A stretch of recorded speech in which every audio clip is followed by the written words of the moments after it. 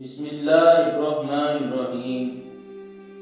جو دکھ دے اسے چھوڑ دو، مگر جسے چھوڑ دو اسے دکھ نہ دو۔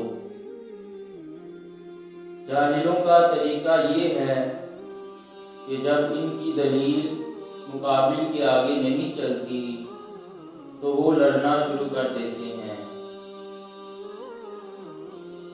ایسے دوست سے ہاتھ دھو لینا بہتر ہے جو تیرے دشمنوں کے ساتھ بیٹھتا ہو۔ اچھی عادت کی نیک اور پارسا عورت اگر فقیر کے گھر بھی ہو تو اسے بادشاہ بنا دیتی ہے۔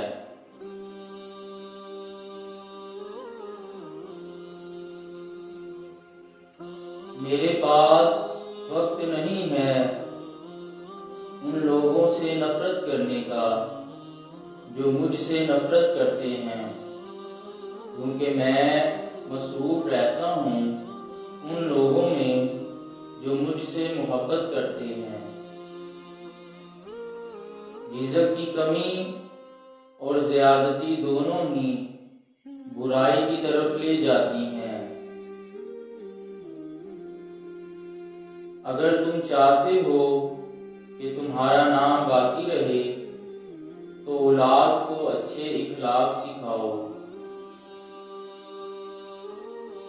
اگرچہ انسان کو مقدر سے زیادہ رزق نہیں ملتا، لیکن رزق کی تلاش میں سستی نہیں کرنی چاہیے۔ شیر سے پنجہ آزمائی کرنا اور تلوار پر مکہ مارنا عقل مندوں کا کام نہیں۔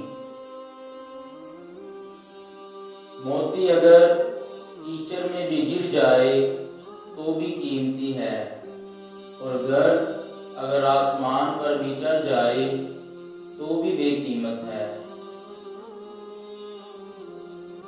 جو شخص دوسروں کے غم سے بے غم ہے آدمی کہلانے کا مستحق نہیں۔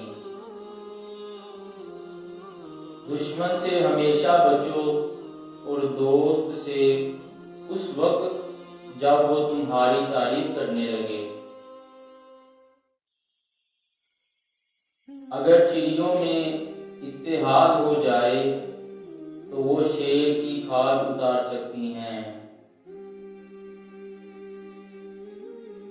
آہستہ آہستہ چلنا اور منزل مقصود تک پہنچنا دوڑنے اور راستے میں رہ جانے سے بہتر ہے۔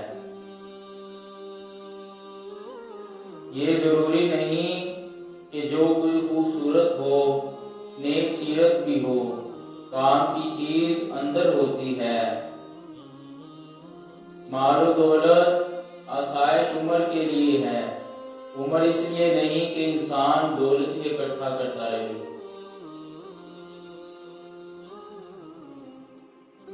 بخیل آدمی کی دولت اس وقت سامنے آتی ہے جب وہ خود زمین کے اندر چلا جاتا ہے۔ اس سے تو خاموشی بہتر ہے کہ کسی کو دل کی بات کہہ کر پھر اس سے کہا جائے کہ کسی سے نہ کہنا۔ تو نیک ہو اور لوگ تجھے برا کہیں، یہ اس سے اچھا ہے کہ تو برا ہو اور لوگ تجھے نیک کہیں۔